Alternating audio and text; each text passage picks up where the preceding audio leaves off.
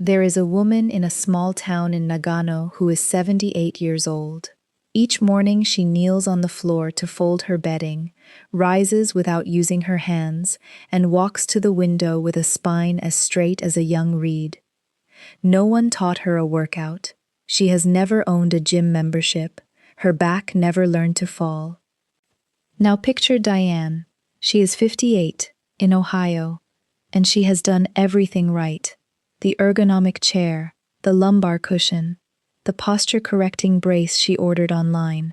And still, her lower back aches by noon, her shoulders curl toward her screen, and her body feels a decade older than it is. The difference between these two women is not effort. Diane works harder at her posture than the woman in Nagano ever has. The difference is a single hidden thing. The Japanese woman's whole day is built to keep her body moving through its full range, and Diane's whole day is built to keep her still. So before we begin, do one thing. Stand with your back to any wall. Let your heels, your hips, your upper back, and the back of your head touch it lightly. Take one slow breath. That line you feel is where your spine was always meant to rest. By the end, you will have 9 of these habits. Watch for number 5, which contradicts almost everything you have been told about supporting your back. And number 9, the one I call the ground habit, is the quiet root the other 8 grow from. Here is the equation the West gets backwards. We treat posture as a muscle to be strengthened, so we add braces, cushions, exercises, reminders. Japan treats posture as a habit of movement, so it removes the deep chair, the long stillness, the machine that carries the body's work. More support, more slumping. Less support, more spine. The body does not hold itself up because you remind it to. It holds itself up because you never let it forget how.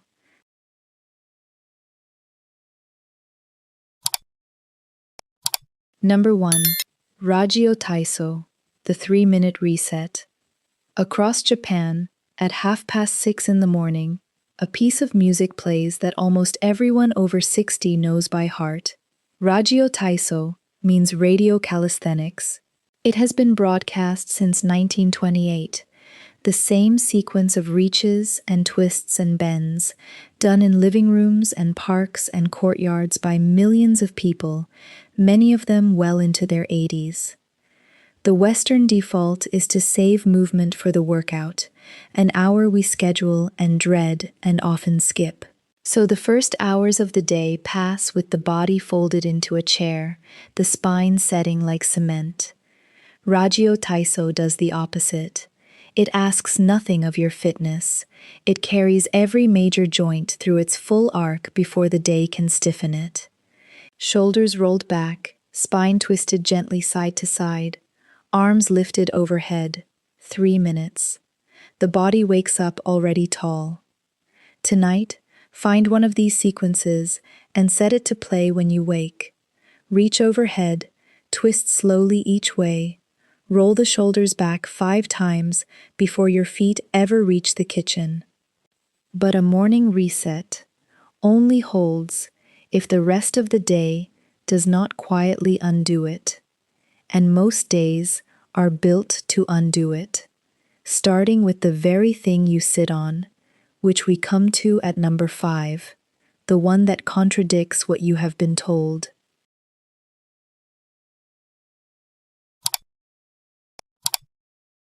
Number 2, ma, the space between.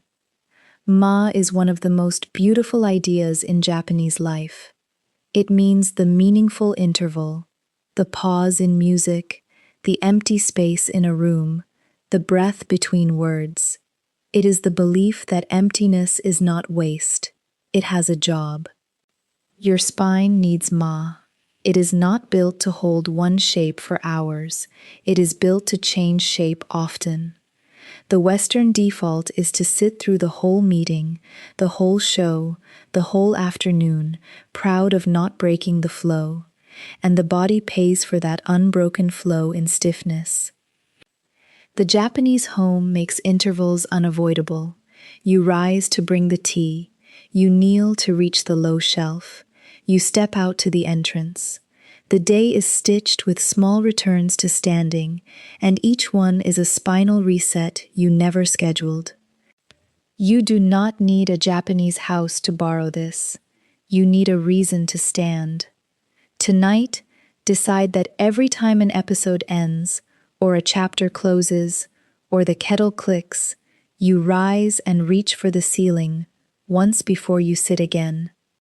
Give the spine its intervals, and it forgives you for the hours. But the intervals matter most in the evening, when the day's stiffness has already gathered in the low back, which is where the next habit does its quiet work.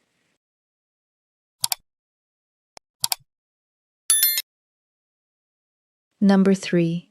Ofuro, the evening unlock. In Japan, the bath is not for washing. The washing happens first, outside the tub. The ofuro is for soaking. A deep, hot, unhurried soak, most nights, often shared by the whole household in turn. The Western default is the quick morning shower, functional and cold-shouldered, over in 4 minutes. The back never gets warm enough to let go. Heat is the oldest way to loosen a stiff body. Warm muscles lengthen. A low back that has been braced all day, clenched around a chair, releases in hot water the way a fist opens in the sun. The Japanese habit of soaking each evening gives the spine one long moment every single day to stop defending itself. Tonight, run the water hotter and stay longer than feels efficient. Let your shoulders drop below the surface, and as the low back softens, roll it slowly, gently, forward and back. The stretch your body has been asking for since noon. A warm back is a teachable back, and there is one thing worth teaching it before sleep: how to carry you from your center instead of your shoulders, which is number 4.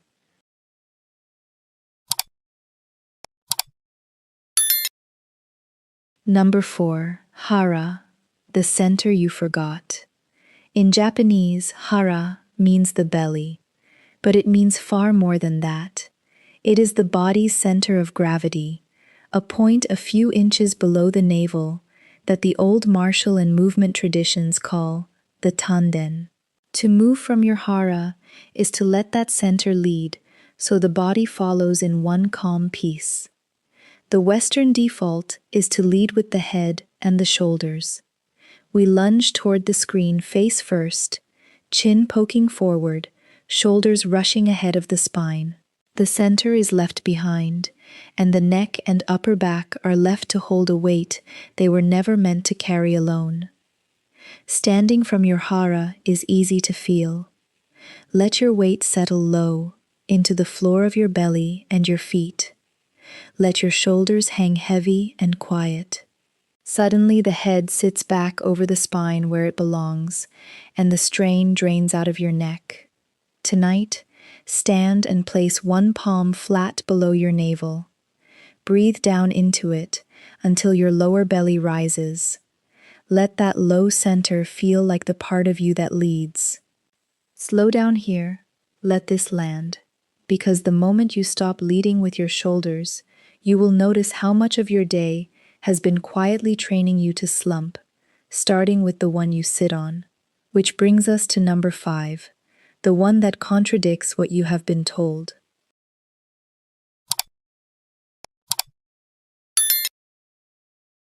Number 5, Suwaru, the chair you should lose. Here is the habit that goes against the grain of everything the wellness world sells you.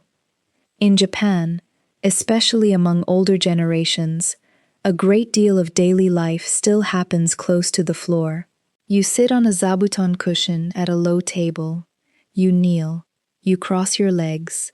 You lower yourself down, and you get yourself back up many times a day. The Western default is the exact reverse, and we are proud of it. We buy the deep supportive chair, the recliner that swallows you, the lumbar cushion, the memory foam, the seat engineered so you never have to hold yourself at all. We have spent a fortune teaching our bodies to do nothing, and a body that does nothing forgets everything. The hips that are never asked to open, close. The ankles that never bend deeply, stiffen. The deep chair does not protect your back, it retires it. The Japanese floor does the opposite. It refuses to hold you up, so your body has to remember how. You do not have to give up your chair tonight. Start smaller. Once this evening, come down to the floor, cross-legged, kneeling however you can, and sit there for a few minutes. Feel which parts of you have gone quiet. That quietness is the thing to notice, because it is exactly what the ground habit at number 9 is built to undo. Hold that word. We are walking toward it. Pause here for a moment. If your low back has been aching as you listen, or your shoulders have crept up toward your ears, that is not a small thing to be ashamed of. It is your body telling you the truth about how your days are shaped. The next 4 habits go deeper than the first 5, because they stop treating posture as something you do and start treating it as something your whole day either builds or erodes. And the last one, the ground habit, is the one that ties every other habit in this list together. Stay with me. It is worth the walk.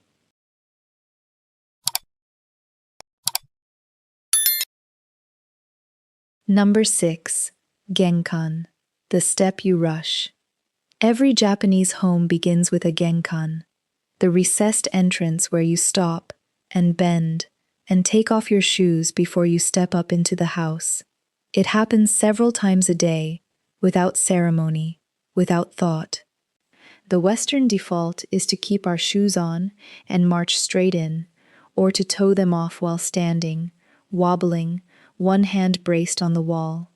We have removed one of the most natural balance and hip movements a body can practice. Because taking off your shoes properly is a small feat of the body. You shift your weight onto one leg. You bend at the hip and the knee.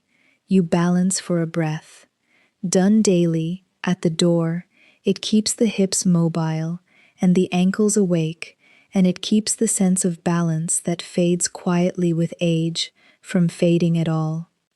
Tonight, make your own Genkan. At your door, sit or stand and remove your shoes slowly, deliberately, balancing on one foot if you safely can, bending from the hip instead of collapsing at the waist. A body that can balance at the door is a body less likely to fear the floor, and fearing the floor is the exact thing that steals people's uprightness as they age, a fear that the bow, of all things, quietly answers. That is number 7.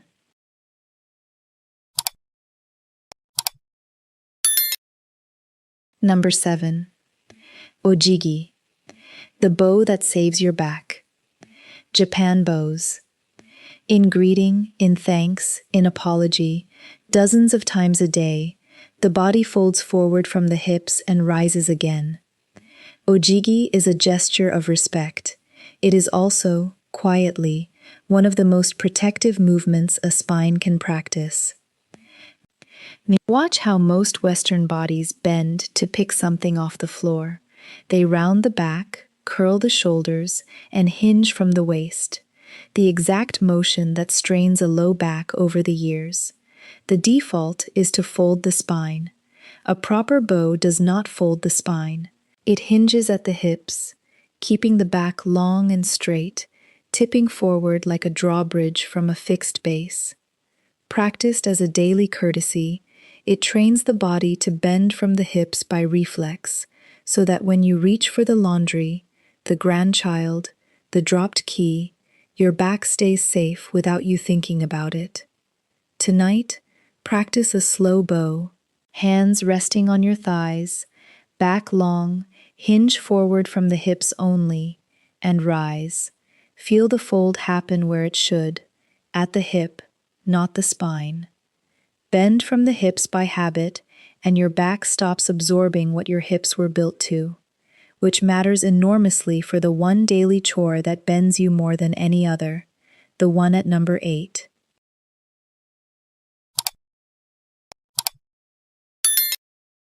Number 8. Futon, the chore that trains you. In many Japanese homes, there is no standing bed. Each night, the futon is unrolled onto the tatami. Each morning, it is folded, lifted, and put away, and the bedding is aired over a rail in the sun. The Western default is the tall, permanent mattress you fall into and climb out of, and a machine for every heavy thing. We have engineered the lifting and the bending out of the home and called it comfort. But the daily futon is a hidden trainer. To fold and carry it, you squat, you hinge at the hips, you lift a real load and stand with it, and you do this twice a day without ever calling it exercise. The body that puts away its own bed each morning keeps the strength to rise from anywhere. You do not need to sleep on the floor to borrow this. Tonight, find one heavy, safe household thing, a laundry basket, a full watering can, and practice lifting it the futon way. Squat down, keep the back long, stand up through the legs and hips. Lift through the legs, and the back is freed for what it does best, keeping you tall. And keeping you tall all day from the ground up is the whole purpose of the ground habit, which is where we have been heading the entire time. Number 9.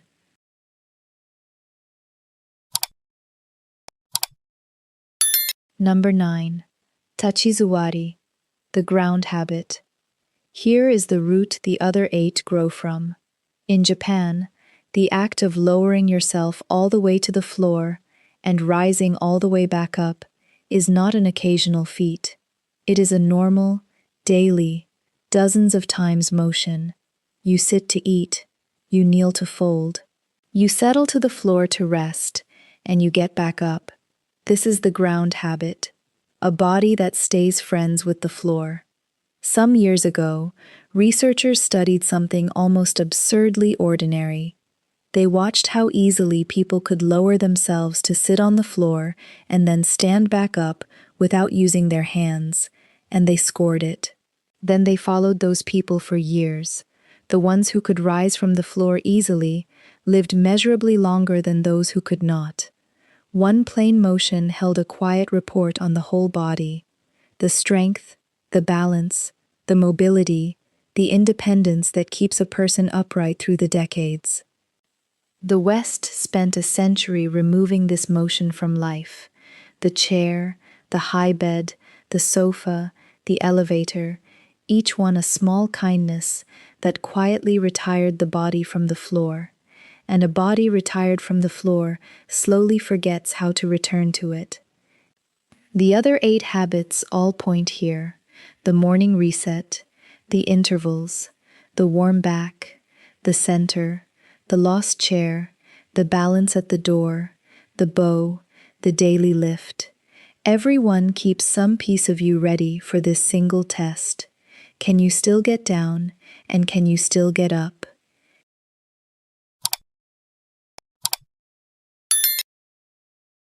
Tonight, try it once, safely, near something sturdy you can hold. Lower yourself to the floor, sit, then rise. Notice what it asks of you. That noticing is the beginning of getting it back. Look back at all 9, and you find one idea underneath them. Not one of them is exercise. Not one asks you to add a workout, buy a device, or set aside an hour.